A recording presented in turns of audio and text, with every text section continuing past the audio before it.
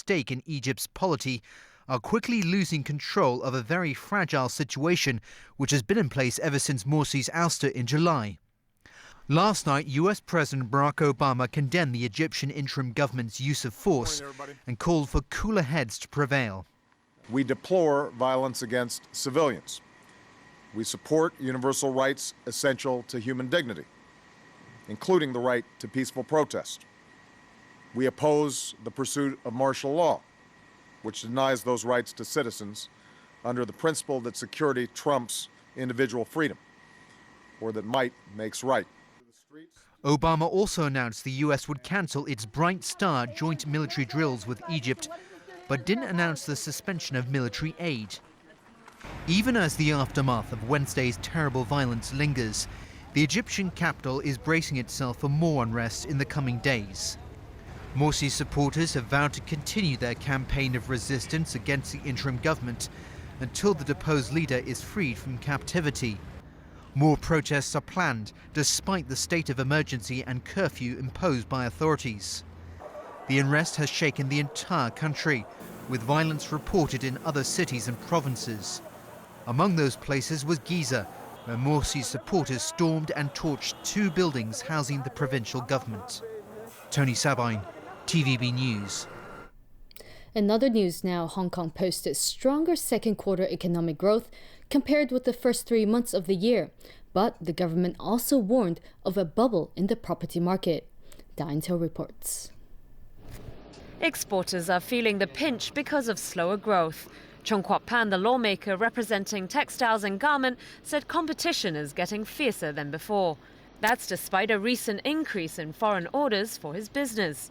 According to latest government figures, total exports of goods climbed 6.2% in the second quarter year-on-year, down from an 8.8% growth in the first quarter.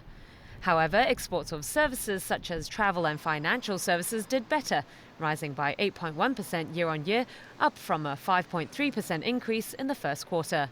Second quarter GDP growth rose by 3.3% compared with the same period last year, up from a 2.9% increase in the January to March period. The government has now revised the full-year growth forecast for Hong Kong from the range of 1.5% to 3.5% to 2.5% to 3.5%.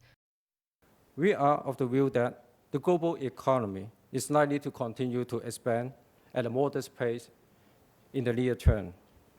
While recent data on the advanced economies have been more positive, and the downside risks to the global economy have receded somewhat, there are still notable uncertainties in the external environment. And on the residential property market, the government said it cooled off visibly in the second quarter following a new round of measures to rein in prices in February. Home prices edged up by 1% compared with a 5% increase in the first 3 months of the year. Still, overall prices remain high, surpassing the 1997 peak by 40% in June. The risk of housing market bubble is still quite high. So it's important, in this context, it's important that the stabilization measures announced by the government to be in place, right? To make sure that the housing market will develop in a healthy and stable way. Diane To, TVB News. China Resources Land has won the bid for the third commercial site put up for auction in Qinghai, a special zone being jointly developed between Shenzhen and Hong Kong. The Hong Kong-listed company will pay 10.9 billion yuan for the site, 60% higher than the starting price of 6.7 billion yuan. The plot was earlier seen as highly attractive with a gross floor area of 500,000 square meters. But Qinghai officials were left disappointed as only 2 developers bid for the site this afternoon. 2 other sites in Qinghai were snapped up by a relatively small company, Excellence Group, last month, one of them at a record high for Shenzhen land prices. A Beijing court has rejected an appeal by the brother-in-law of jailed Nobel Peace Laureate Liu Xiaobo and upheld his 11-year jail term on fraud charges. Here's Diane To. The high-profile case of Liu Hui drew foreign diplomats and journalists to the court in Beijing's Huai Road district early this morning before the appeal hearing began. but public security turned them away, citing a full courtroom. The hearing went on for about 10 minutes. The court then decided to uphold the original verdict and keep Liu Hui in jail for 11 years. 我们家所有的人都希望 Liu Tong, his elder brother, was furious about the ruling and called it a miscarriage of justice. He also told the media that their sister, Liu Xia, did not make it to court because she was not feeling well and turned back while on her way there. She has effectively been under house arrest since her husband won the Nobel Peace Prize in 2010. Liu Xia was very emotional when her brother was sentenced in June for fraud. The 11-year jail term Liu Hui received was similar to what was given to Liu Xiaobo for inciting subversion of state power.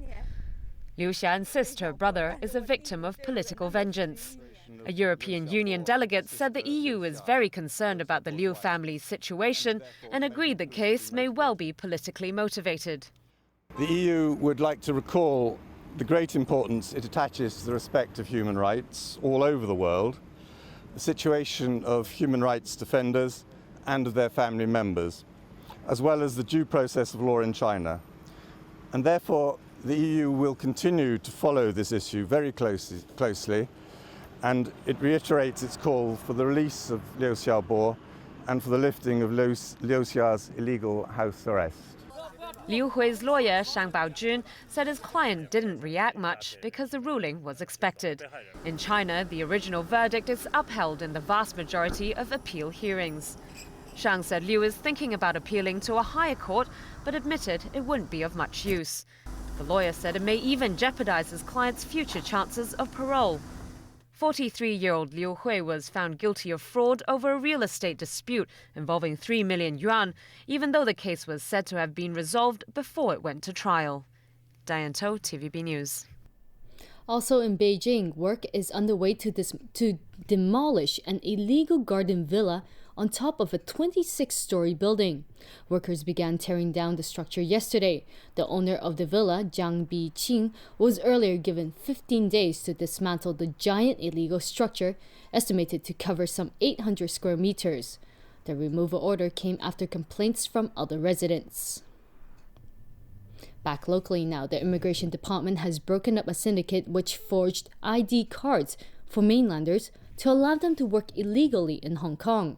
30 people were arrested, but authorities think some employers didn't know the workers were here illegally. Vicky Kong reports. Fake identity cards, but real information.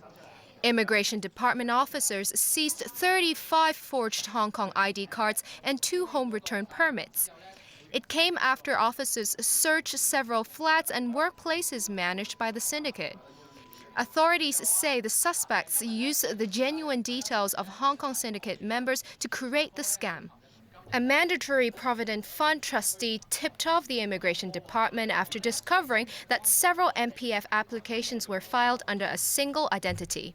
When we first received the intelligence or the complaint from this trustee company, we started our investigation. And then on that particular case, we take immediate action to arrest the illegal workers. There may be some other illegal workers using the same mode to earn their living in Hong Kong.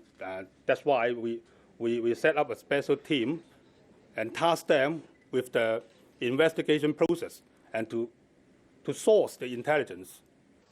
Among the 30 people arrested was a syndicate ringleader, 2 supporting members, 16 mainland workers, and 11 employers. None of those arrested were allowed bail. The Immigration Department also said restaurants transferred the workers' salary directly to the bank accounts registered by the real ID cards. The syndicate then distributed 60 to 70% of the money to the illegal workers. $2,000 was also deducted for the forged ID card. If you look at a real Hong Kong ID card at different angles, you will realize the triangle on the left will change its color from orange to green or vice versa. So far, no forged Hong Kong ID card can mimic this feature, including the 35 cards seized today and yesterday. Vicky Kong, TVB News. Nearly 250 expensive watches valued at millions of dollars were stolen from a shop in Tsim Sha Tsui this morning. The heist took only 3 minutes. Rani Samtani has more details.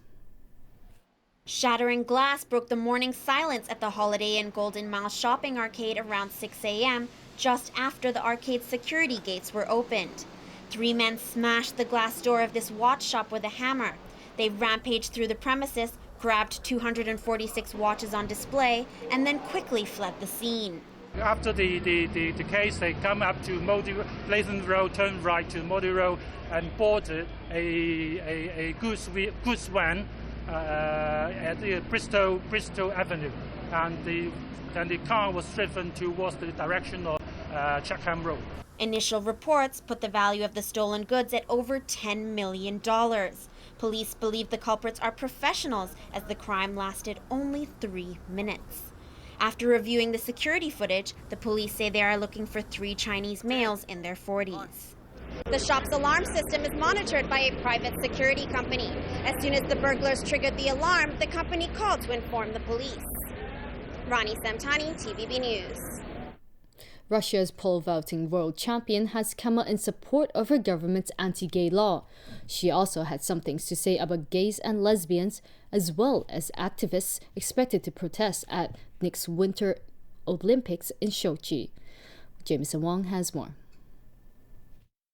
We will allow to promote and do all this stuff on the street. We're very afraid about our nations because we consider ourselves like normal standard people, which just lives with boys with women with boys. Everything must be fine here. Did she say what I think she just said?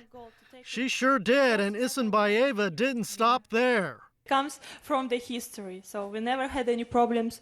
These problems in Russia, and we don't want to have it in the future. We are Russians. Maybe we are different than European people, than other people from different lands. We have our law, which everyone have to respect. The 31-year-old won her 3rd pole vaulting world title earlier this week. She also took gold at the 2004 and 2008 Olympics and has set 28 world records in her career. But if initial reaction to those comments is anything to go by, Isinbayeva may find this to be her toughest obstacle yet to overcome. Jameson Wong, TVB News. Finally, the weather. Cloudy with squally thunderstorms tomorrow.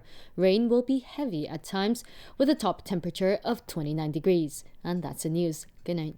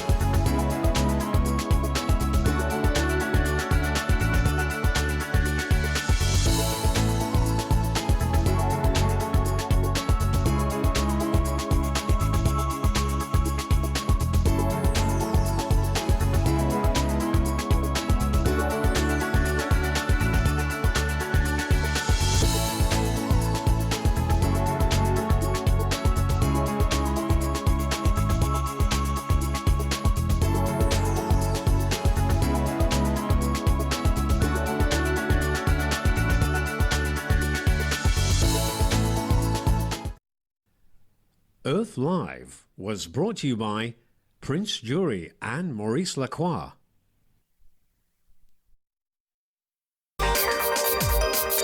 For all the latest buzz in the entertainment world, stay with us on Pearl for Entertainment Tonight. Next on Junior Bake Off, 4 new bakers will battle it out for a spot in the semi-finals. The things I've been dreading to happen at the same time. It'll be fine. That's one of my tricks, because if you can't criticise it because it's on your own recipe. Sunday, Junior Bake Off at 8 on Pearl.